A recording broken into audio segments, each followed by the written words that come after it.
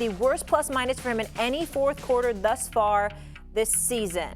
Keith, here's what I want to know. Do the Pacers need more from Haliburton to close out the series? I would say yes.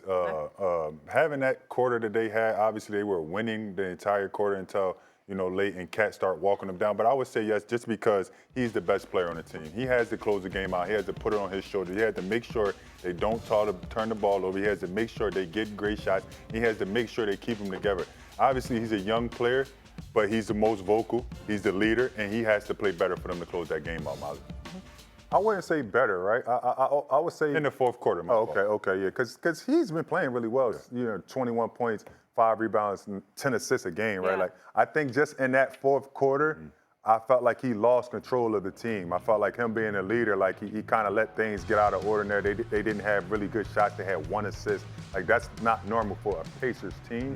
I think he's playing really well. I think he's a smart player. So, when guys like himself, and I think that's what he predicated his game on, it's not all about the athleticism, the step-back threes. I think he's a smart player, so he will go back and watch film and figure out where he could have been better at and put him in better spots when it got down to the clutch time. But I think he's doing a really good job. Like, he like him and Siakam together is a really good tandem. He's basically came clutch in every fourth quarter. He's made big shots. I don't think it's well. I think he just needed to dial in a little bit more in the fourth quarter to make sure that you don't lose those leads. You still get quality shots, and so you still be able to source out the mismatch and be able to attack the New York defense because I think they left Cat off the hook in that fourth quarter, and I think that has something to do with the point guard play. S.A.? Well, before I answer the question, let me revisit the sound that they played for y'all last week. Contrary to what some people might believe, I don't just sit in a vacuum and feel the way that I feel based on my own observation and leave it at that.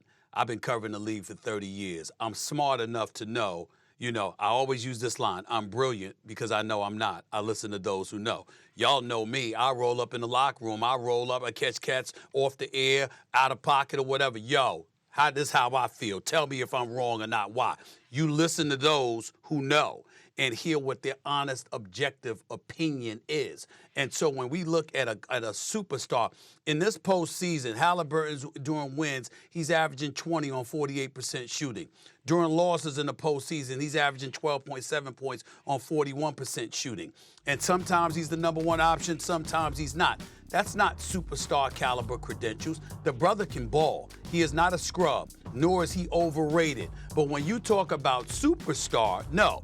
And then people want to give him all of this credit because he closes. He deserves that credit. But I would remind you, nobody ever mistook Robert Horry as a superstar. He just happens to be a 7-time champion that was known for closing the deal. But you can be somebody that's clutch. You could be somebody that's a star caliber player. You can be somebody who produces. But superstar status is reserved for the select few. That is not the level Tyrese Haliburton is on. Now, do the Pacers need more from him in order to win this series? It depends. Because if Nesmith shoots the way he shot in Game 1, if Nembhard shoots and he's more aggressive, if Miles Turner is handling this business, if Siakam looks the way he looked in Game 2, you don't need that from Haliburton. If you don't get that level of production from them, then you will need more from him. It's really that simple. By the way, he's leading everybody in assists, so we know he's feeding the basketball, but we also have to understand that assists in this day and age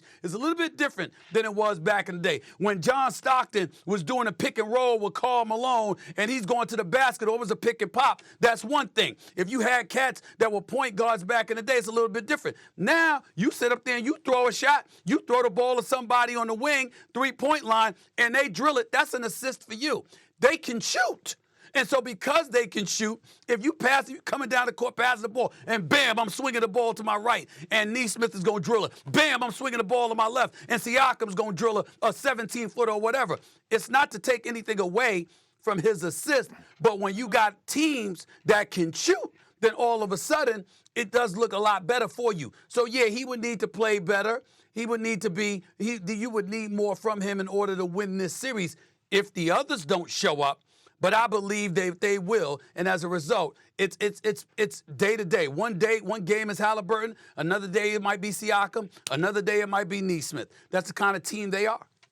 All right, Markieff, here's what I want to know. From Stephen A's comments that Hallie's not a superstar, you know, like on this show, right? We got Stephen A, the superstar, and I'm the role player. You got to know your place, right? Do you feel like in the NBA he is a superstar? No, I said it. I said it. It's Batman Robin, Stephen A. I do think he's a young superstar. Obviously, he played on an Olympic team last year, so you have to have some type of star or be a great player to play in the league. I think he's young still. So I don't think, like, when you say superstar, I don't think he's on the level of a Luka, of an Ant Edwards, but he's growing to that level. And obviously, it has to do with market also, too. You know, the NBA know who they want to be the top guys. And I think Haliburton, you know, over the past year, being a young player that's grown into his own. He's leading the team. He's in the Eastern Conference Finals. And yes, I do think he's a superstar. I just think he's a young superstar, and he's not as a broad superstar as the other guys.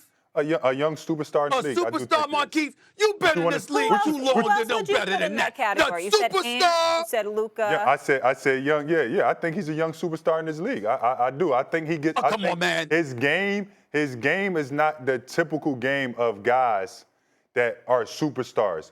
But he has that unorthodox game. But because if you match him up with Jalen Brunson do a lot of scoring. That's what makes him a superstar. Haliburton do it all the way around.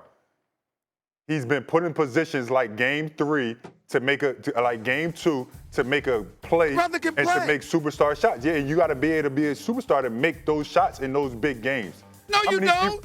I just gave you the Robert Horry analogy. I just gave you the Chauncey Billups analogy. There's plenty of They don't like that analogy, Stephen A. Make big shots. Say this, Stephen A. Robert Horry. Put me up on the screen because I need you to see my face. Robert Horry. This, Stephen A. Robert Horry and Haliburton aren't the same. Listen, Robert Horry is a good player. He's a good player. But he was playing on a great team. Multiple. He made those shots. He didn't make the team go. No, I wasn't trying to compare. Haliburton makes this team go. Like, without Haliburton, is no Indiana Pacers. Hold up. Robert Horry is one of the greatest role players of all time. He's a great role player. I'm calling cats all day.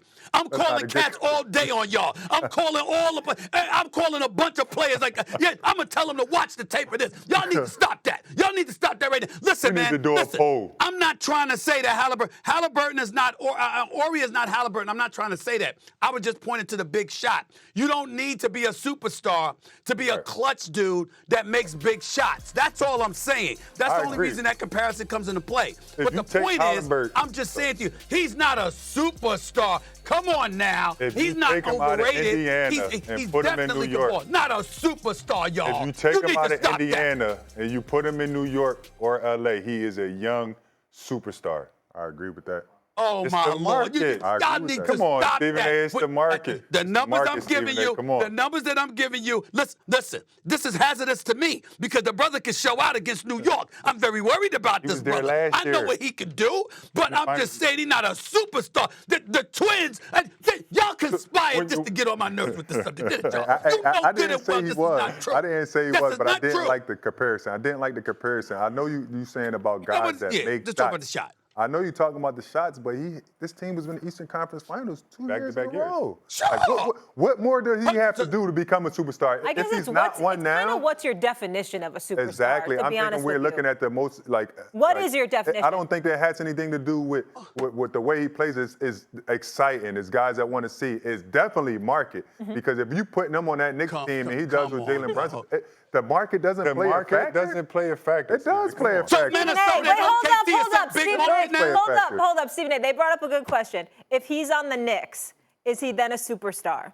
You switch him with Brunson. Is he not a superstar? No, he's not. With Eastern Conference Finals appearances on the New York Knicks? Wait, hold up, Stephen A. On the New York Knicks.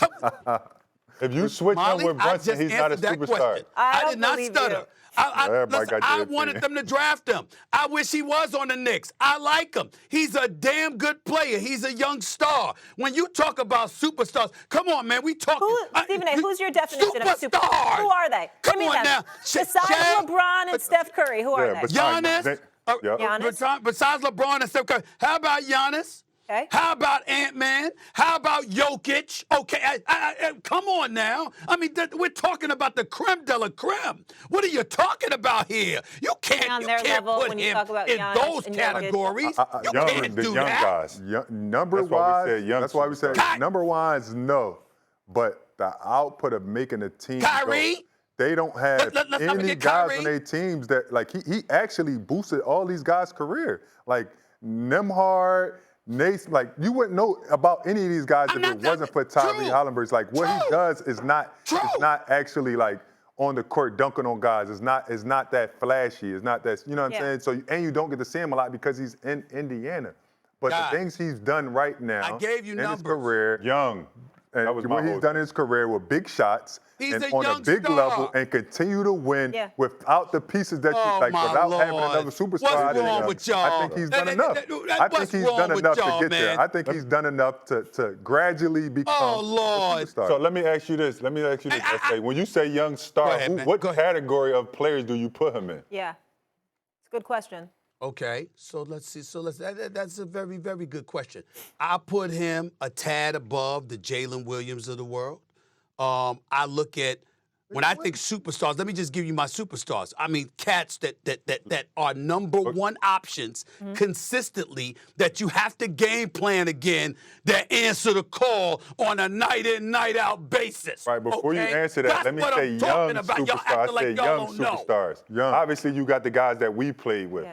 You got the older guys that's more notable. Let's talk about young superstars. When we talk about what category do you put them in? Let me hear the players that you put them around. Chris Paul was a superstar. He wasn't as athletic. They had similar kind of I got to think about that a little bit more. I put him in the categories of the Tyler Heroes of the world. I told you, I mentioned it before, but I put him in the category of the Tyler Heroes of the world. Let me think about this a little bit more. I put him a tad above. Who did I mention earlier? Jalen Williams. I put him a tad above that. I put him in a category. I don't even put him in the category yet of a Jamal Murray. You might want to stop talking because right now you're just giving bulletin board material to the Pacers, so you might want to just quiet down right now. I know they asking me, but I ain't running. That's the Knicks' problem. I got a show to do, okay? You know, we number one for a reason. I'm going to answer the question. I ain't running from the question. He just gave me something to think about here. But the point that I'm trying to make to you is that I put him in those categories right there. He's up and coming. He's a young star. But when you say superstar, come on now, you got to be the number one option consistently on a night in, night out basis that's good for over 20 a night. Everybody game planning for you, and they can't stop you. Now, we've seen nights where he's been neutralized. We've seen nights where he hasn't been that dude. You look at Jalen Brunson averaging 30 in the postseason since he's arrived as a New York Knick. He ascended, and we have no choice but to acknowledge it. Luka's a superstar, okay? We got to remember there's levels to this now. Is Jalen Brunson a superstar? All right. You're damn right he is. You damn right he is. I gotta go. Brother averaging 30. Before we go to Real break, quick comments, then I gotta go. The MVP just had less than Terrence Shannon in that last game. Punching holes in your arguments, Stephen A. So that's what we doing. So the brother averaged 32 for the whole season, but he got one game, and you gonna do that for me? You just said that don't happen. Superstars that don't happen to you. Just gave three examples of. You just gave three examples of Haliburton. And there's two of them. Let's take a quick break. I'm on fire.